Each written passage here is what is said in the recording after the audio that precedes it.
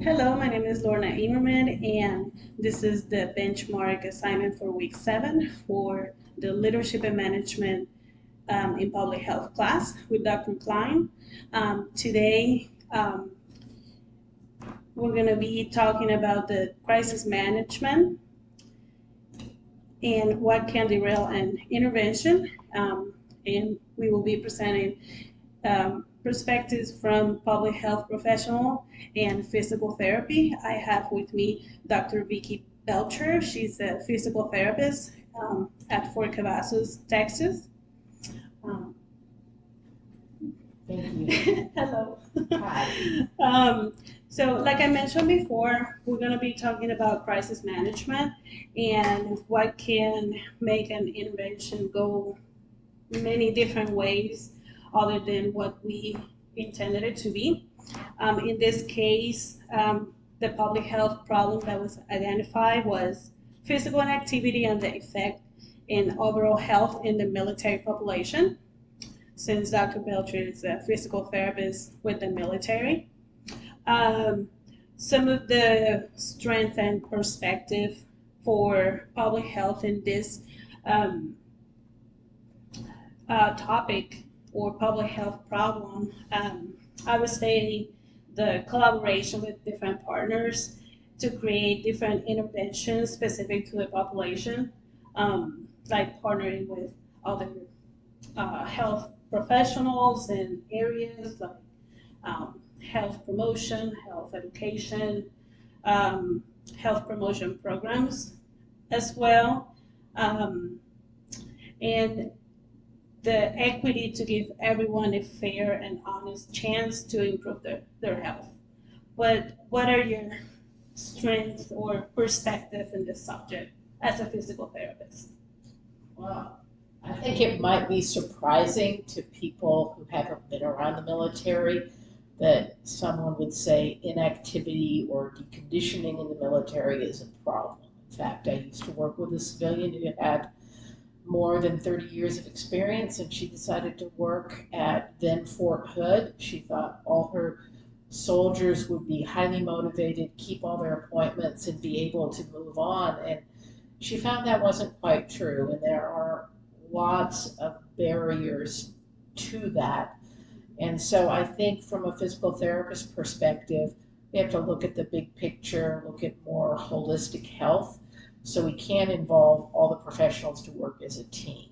So you ask kind of about some of the problems or how physical therapy can be involved. Um, First and foremost, we have to recognize that a lot of our soldier population is injured. We've spent several decades fighting wars with deployments, and there have been injuries and opportunities when soldiers couldn't take care of their health. So I think as physical therapists, our ability to help soldiers design programs which might not be what their standard was, in order to accommodate with those injuries and help them move forward and advance when they might have thought that they couldn't exercise or they had a particular problem. So it's like looking at the bigger picture. Looking at the bigger picture and looking at that large segment of the population who has injuries. I think that there are often a lot of opportunities to help motivate soldiers. One of the things I think we find in our population is that because soldiers have regular physical training time, and it seems like that's a chore. They have to get up at 5 to go to PRT, as it's called. They sometimes don't think of exercise as being important. It's just a chore. And so if they have time off, they go on leave. They have special missions like they're on gate guard where they're not doing that regular exercise. They just stop because they aren't required to do it. I've sometimes told soldiers that their job, they get to work on the company's dime, and a lot of civilians would pay big money to do that, or that's a big benefit to have work out on your company's time. And soldiers don't realize that because they just think, well, what the heck? I'm up at 5 in the morning.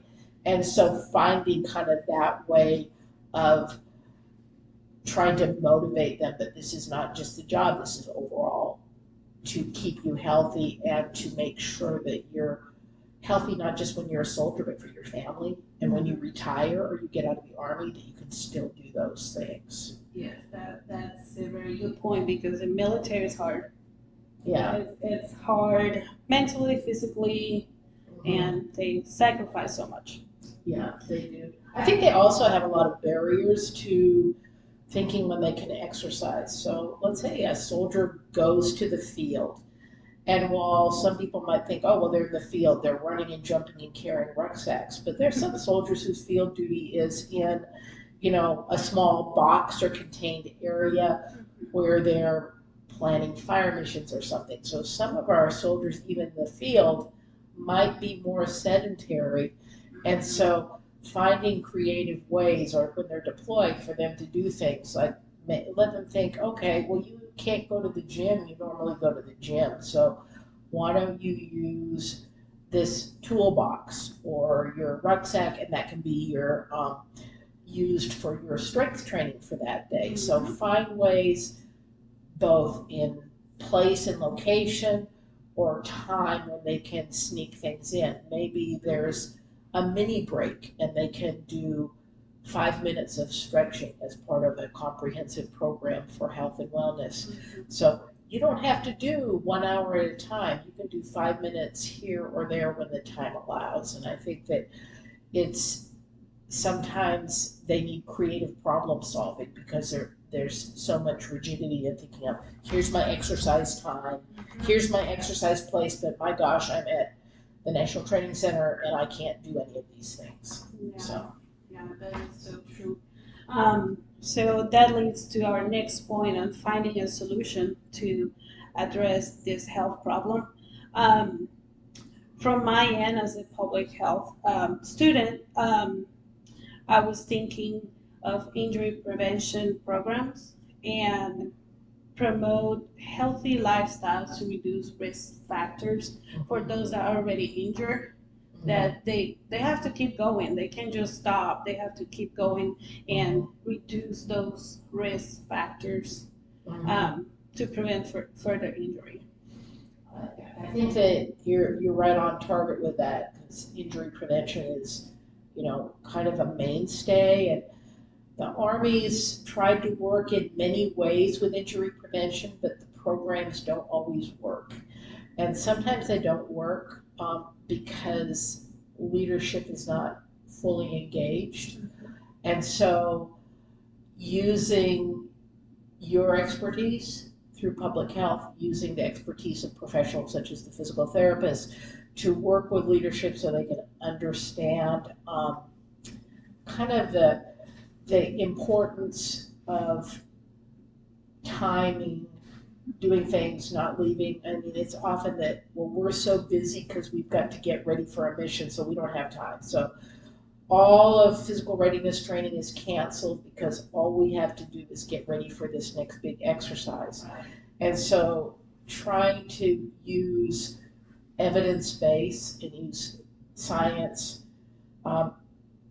to let them know why maybe there's some other ways to work around this, whether it's giving the soldiers 30 minutes time on their own to do exercise or having some organizational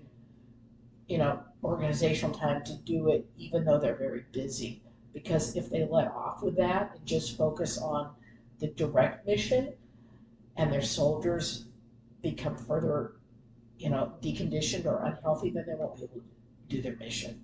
Yeah. So I think leadership is key. Communication and getting on policy setting. So we need a seat at the table. And the Army's, pretty good with trying to recognize which professionals need to have a seat at the table, but you sometimes have to you know, elbow your way in. I think with physical therapists in the Army, um,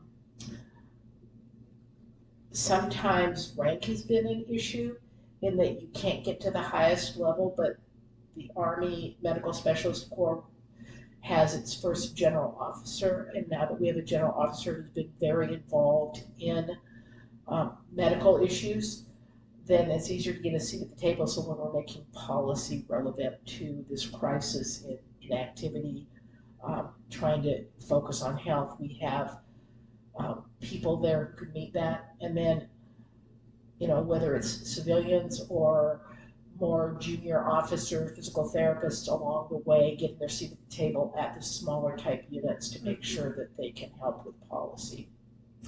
Okay. That leads to potential opportunities and challenges in leadership. And you mentioned the leadership with the units and people in high ranking that can actually do something for these soldiers at the lower levels. I think that having healthcare professionals to advocate for these soldiers along with the people in leadership will make a difference in those policies that the military have in regards to physical inactivity. Yeah, I think you're right with that. One of the things that is a challenge, and I suspect it's a challenge in the civilian world as well, is that we've always done it this way. Right. And since I've been taking care of soldiers for more than 40 years, both as a military physical therapist and then after I retired, I've seen very clearly some of those kind of coming along the curve. So at one point when I first came in the Army, we had gone to a PT test, a physical training test, was all running, sit-ups, and push-ups. Before that, when I was a young cadet in ROTC, we had a program that had more lifting, some strength, some running around obstacles as part of our test, which is more like what soldiers would do in the field. But that was difficult to administer because you needed equipment. So we went to just running and push-ups and sit-ups, and that became a mainstay of our program. Now, when I was a young lieutenant and we first started that, I did have the sergeants come in and say, well, we just need to do these calisthenics because that's what we've always done. And you had to kind of work through and say, well, this is the new program, this is how it might help you. Well, now the Army for the last few years has a new program which involves more strength training, kind of similar back to the same principles of we're going to do something more with all facets of the fitness level.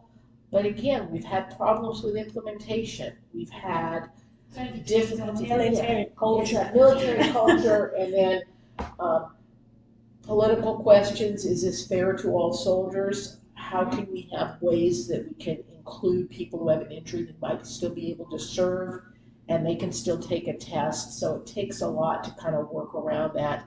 This is the way it's always done, to kind of work through and get, some creative thinking on how you can make improvements without like throwing the baby out with the bathwater. You have what you need, but you don't need to do that. Correct. So.